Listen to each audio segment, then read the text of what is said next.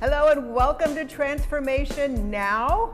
And I'm so glad you joined me today. My name is Rita Rocker-Kraft and a speaker, author, trainer with SoaringHigher.rocks.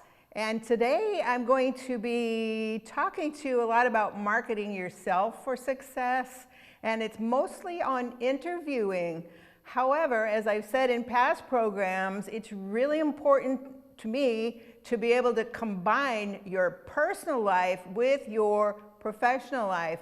So everything that I talk to you about today has applications in your personal life away from your job or your career.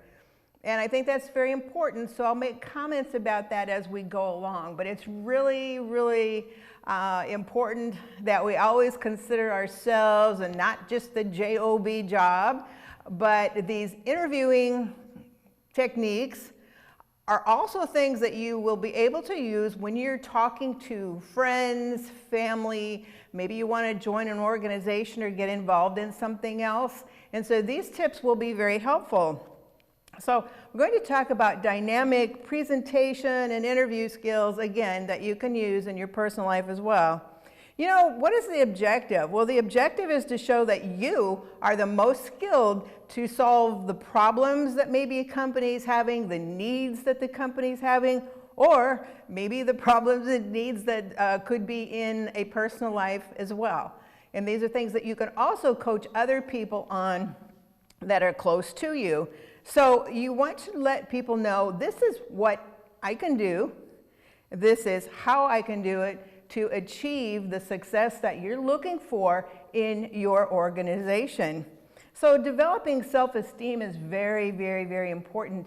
And I understand what it's like to have basically no self-esteem and grow up that way. And a lot of people have some issues, some hurts maybe in their lives from their self-esteem in the past that will affect how far they go in their rest of their life, in their business. And so that's very, very important. The level of self-confidence we have is key. What is self-confidence? It's basically how we see ourselves and how we believe other people see us. And the thing is, a lot of times we see ourselves differently and think others do than what we really are, who we are, all the capabilities, everything that we have that we can offer. And so that's very important in order to get ahead in our family and also in high quality relationships that we want and deserve. So we often limit ourselves by what we think, how we interpret ourselves and the world based on our past experiences. So if it's been a rough past, a lot of times we will interpret the present that way as well, even though that's not really true, that we can move forward and we can be successful. And right now, I know with so much going on in the world and in our country, this is a really important time to stop and think about and assess all the things that you can do, all the skills that you have. And we want to expect good things to come out of the rest of our lives. But a lot of that is we get what we expect. So if we expect rejection, failure, discouragement, we pull that in and we keep getting more of that. So I just want to encourage you to really start thinking and expecting good things to come your way, because they can. And so if we only allow the same limiting thoughts to come into our mind, basically we can't produce anything positive. We can't produce a new job, a new partnership, a new home, you know, if we think about that. So always want to expect good things, again, to come your way. So it's just trying to make little adjustments every day. It's what I call brain jitsu. You think of jujitsu, you're flipping people. But in this case, you're actually flipping the conversations that are going on in your head. And so if you think, oh, I'm worthless, I'm no good, this is stupid, I don't have the education, you flip that immediately. I'm confident, I'm capable, I am so good working with people, I'm so good working with numbers and math, or whatever the case may be, and flip those thoughts immediately to just the opposite if they're not the positive ones that will help you. So remember that word, brain jitsu. Flip the thoughts if they aren't what you need, what you want to move forward in your life. So again, we often take our value, our worth from what other people have told us, but it's just words. You are God's child, and you are extremely valuable and very worthy. So always think about that. It's true, if you always do what you've always done, you'll always get what you've always had. And that is so true. So again, it's the brain jitsu, it's mental GPS, is moving on in a different direction in our thoughts. And a lot of that can be accomplished with me. It's like comforting praise music or reading things that are inspirational, that are very educational, that I can take with me and move forward. And the same with you. You can find out anything on the internet anymore. And so watch a lot of those videos and read books that are very strong in helping you learn new skills to go forward. So in forecasting your future, when you're working with creating maybe a whole new set of skills, maybe you don't want to do what you've always done. I was what we used to call a secretary, now it's an administrative assistant, for years, and I was very unhappy. I didn't like it because my heart was into speaking and organizing and doing things that would be more active, be with people, and use that set of skills. So when you're thinking about forecasting your future, what's deep down inside of you?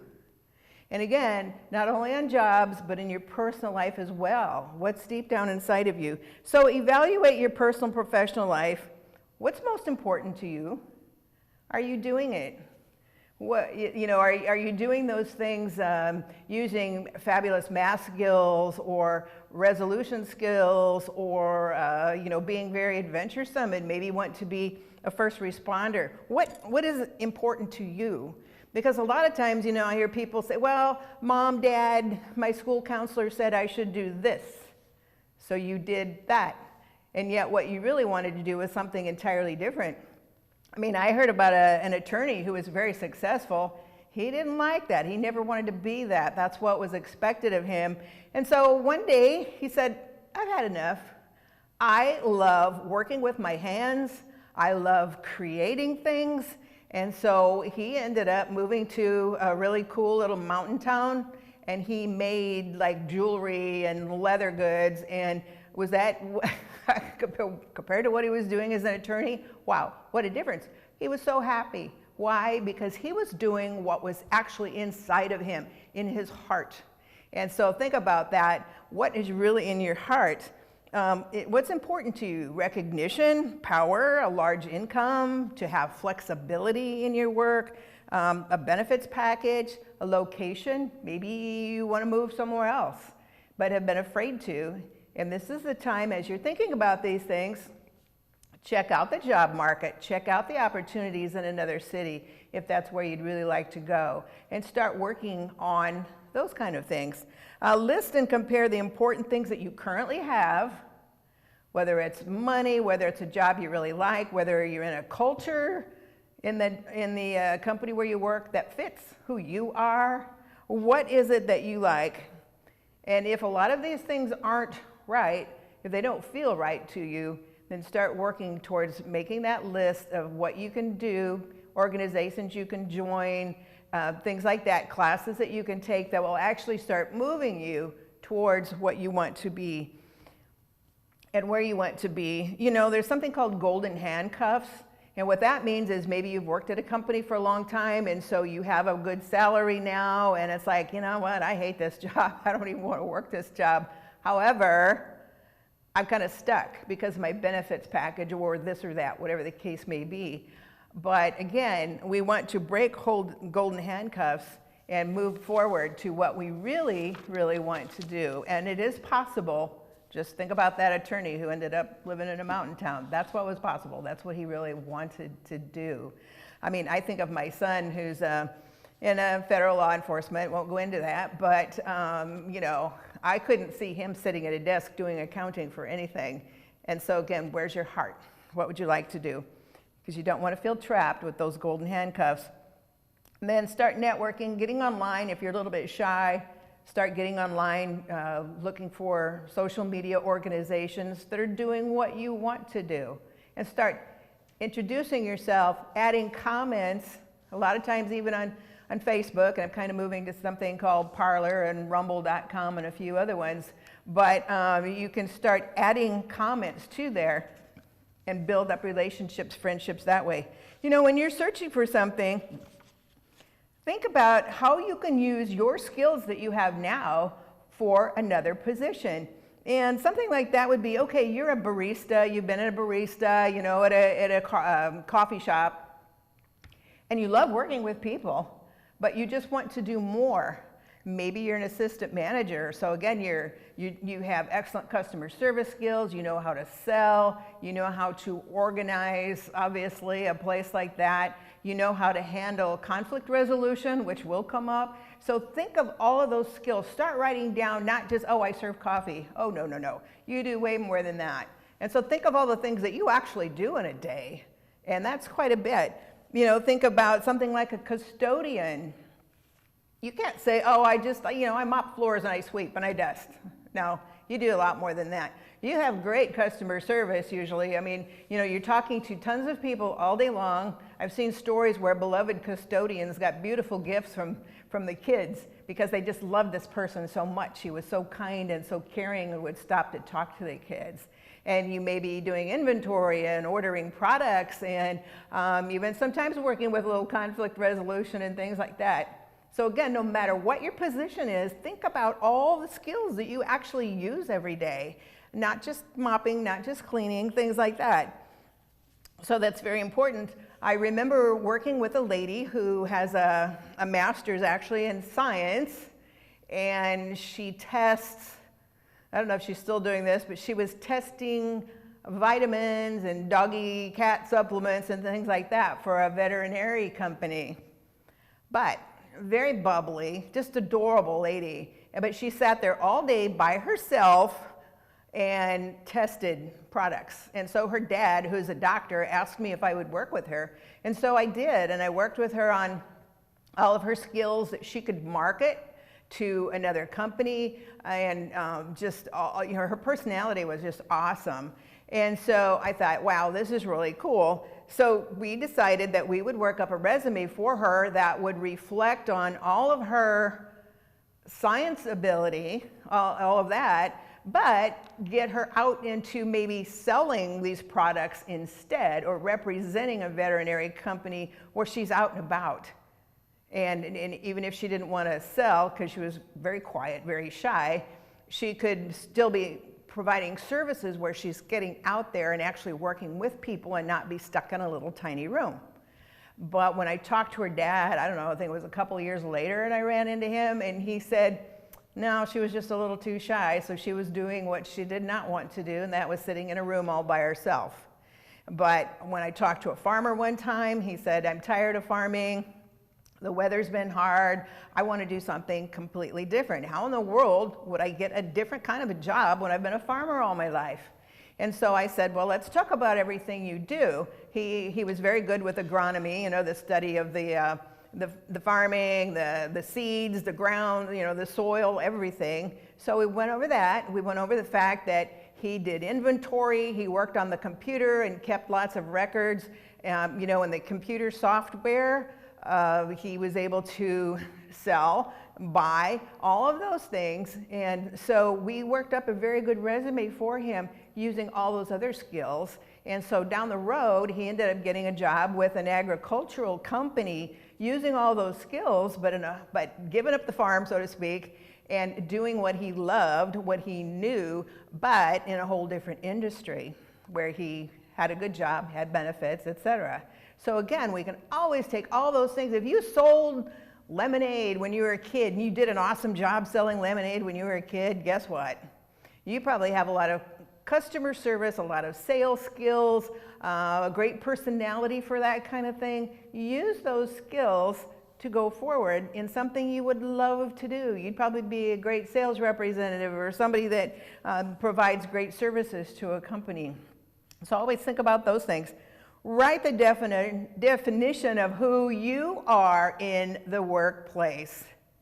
And that is so important because sometimes we'll just do like a chronological resume and, oh, this date to this date, I did blah, blah, blah, blah, and keep going on like that. And so people don't really catch everything that's important to you, all the skills that you have. And I remember when I worked in human resources, did a lot of recruiting for a lot of years, and I always checked one very important box, and that was maybe they had the work experience, maybe they had all the education the company wanted, but did they fit into that culture? Culture is so important because if you are definitely one type of personality, and yes, we can build our personalities, we can adjust, but this company is totally different where you know you would not fit in because it's just way too different from who you are. You want to be careful with that. And so I always made sure that if a person had the other qualifications, that they would be able to happily fit into that culture. So always think of that. That's so important. And I never let that go because I could see where sometimes a person would get into a company and within a week they'd go, oh my gosh, what did I do? And so think about culture just as much. And always market yourself as a package of skills. And your skills could be, you're a great mediator because you've done it so much with other people, school kids, whatever. A great coach. So you might want to go into a training position. Think about all the things that you've done. You maybe have mentored and tutored kids who were terrible in math. And so maybe you need to go in a direction in counseling like that. So maybe you were a great babysitter and everybody wanted you to babysit. Well, maybe there's something with the child care or a learning facility for kids that you would be great at. So always think about everything you've done from the time you were small on up and write those down. I've told kids when they're right out of school, it's like, well, I don't have anything to put down on a resume. Oh, yes, you do. And so we would go over, maybe they worked on the yearbook, maybe they were very active in sports, maybe they worked on the different committees that a school has. It could be a French club, it could be a sporting, it could be music, whatever the case may be. I said, let's take those skills and let's start working with them and creating a resume of what you've done up to this point. So even for young people, you have a lot that you've done that you can use to create your resume along with the education that you've had. So think about those things as well. So you write a definition of who you are in the workplace. And you don't want to tie your self-esteem to the job you have, because sometimes if, with all the businesses closing and a lot of downsizing that's actually been going on for years, sometimes when a person loses their job, if their entire self-esteem has been tied up in what they do instead of who they are, then they get extremely depressed. And it's like, oh my gosh, what am I going to do? I lost my job. I'm just nothing. No, that's not true. You have all these skills and abilities that you move on to the next position and just trust that it'll be better than the one you had. But through downsizing, a lot of things can happen. And so never say who you are according to your job or the type of work you do. We never want to do that because those should be separate there. We're strong, we're capable, we're intelligent, we all have skill. Everybody has a lot of skills that they can use to move forward. So think about all of those so that you can mark yourself as a package of skills and not just by a job title, for instance. So examine your history by compiling a comprehensive list of all the achievements that you've had. Now these are personal as well as professional.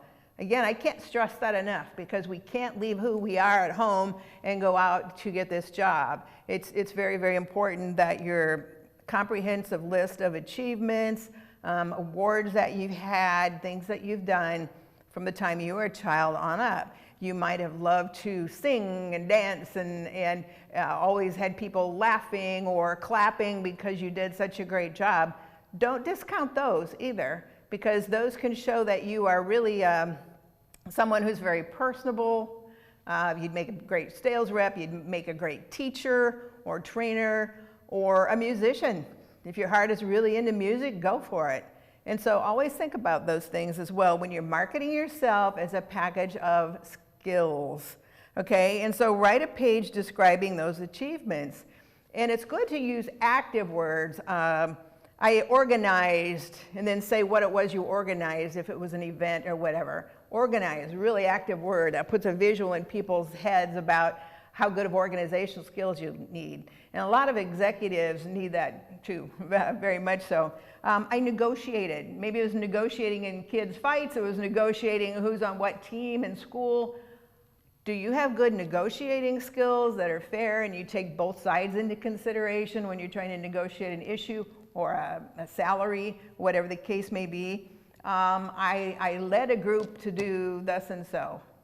I have tendencies to want to be the leader and be the one who will organize and put programs together, for instance. So think of words even like lead, create. Maybe you're creative. Now, creative could be in making things that are wonderful to buy and to look at.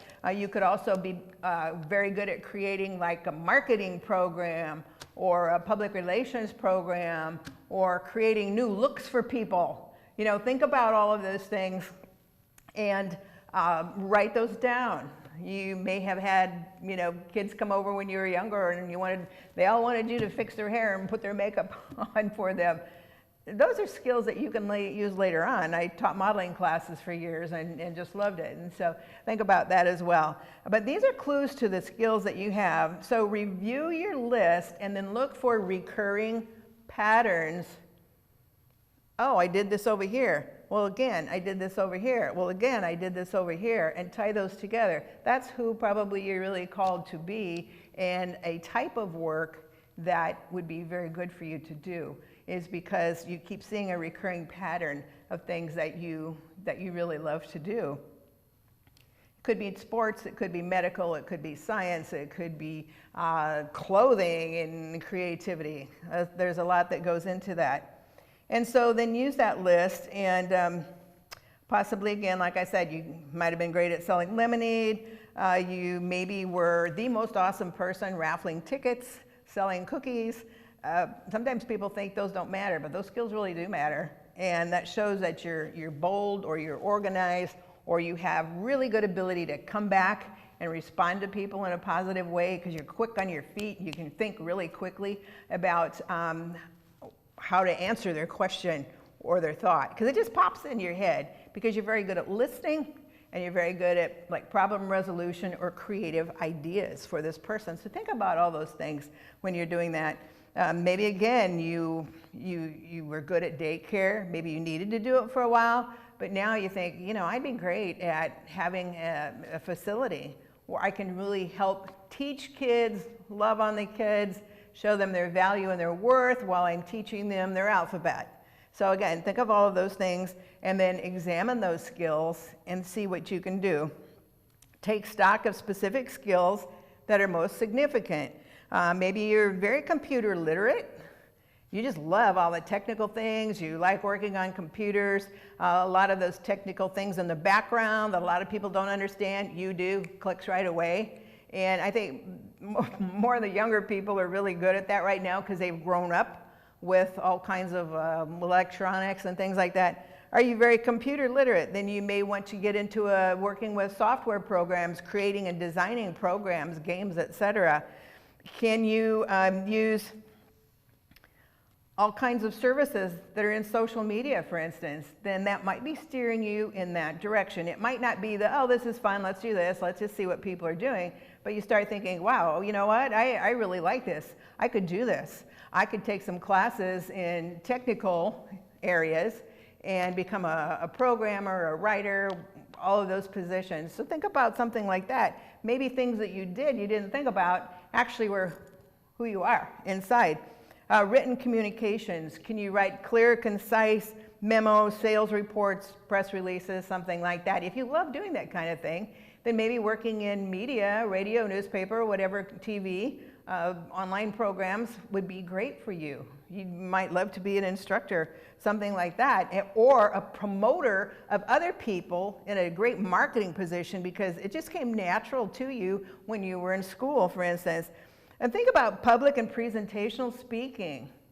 Try to take some classes. You know, we think, well, if I'm not going to be doing speeches or business presentations, why do I care about that? Because you always want to know how to present your ideas to a teacher, present your ideas to family, present your ideas in the job. And so learning a little bit about that and being confident in how you present yourself is also very key. And so think about that. You have a persuasive manner. Hey, that's awesome. You can persuade people to buy or to work with you on products and services, or be a great marketer for other people who need those products and services. So again, in today's workforce, the people who are in the greatest demand have the widest group of skills, whether it's technical, speaking, etc. So think of all of those. And with that, I'll close, and then stay tuned for part 2. And I'm going to talk to you some more about all the things, the questions you want to think of, the questions you want to ask, and how you present yourself in a very positive manner and get people to want you on their team and be as successful and happy as you know you deserve. So thank you so much, and I'll see you soon.